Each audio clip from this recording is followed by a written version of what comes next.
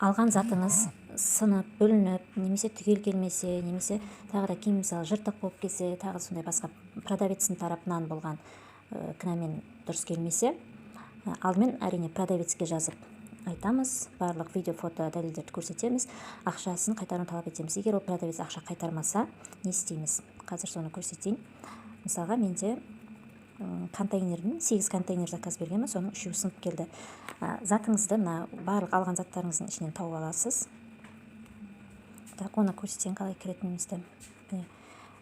Менің деген смайликті басып кірген кезде, ең жоғарыдағы иероглифті басамыз, сонда сіздің барлық сатып алған заттарыңыз тұрады. Осы жерден жаңағы бүлініп келген затты табамыз. Қазір мінекей осының үстінен басамыз. Переписка белгісін басамыз.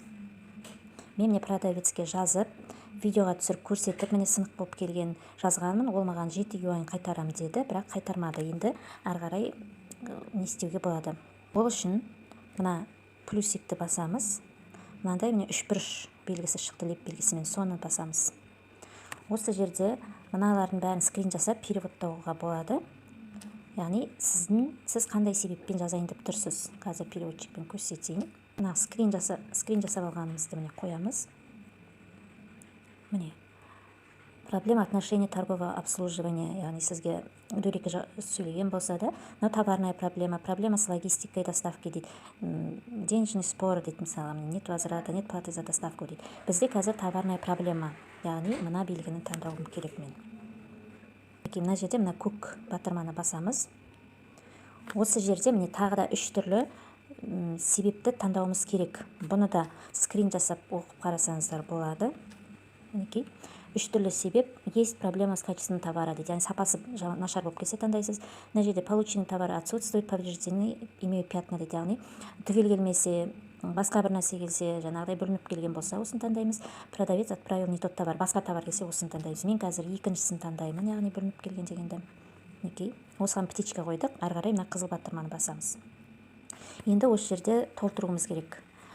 Мына жерде заказ таңдаймыз. Бірінші жолда стрелка тұр ғой, соны бассақ, заказдар. Мысалға мен бұны бір рет алам деп, төлеп жасайын деп төлемей қалып шығып кетесіз, солар бар ғой, солардың бәрі осы жерде кіреді. Менің төлеп алғаным мынау, осы қызыл батырмасын басам. Яғни заказды таңдадық.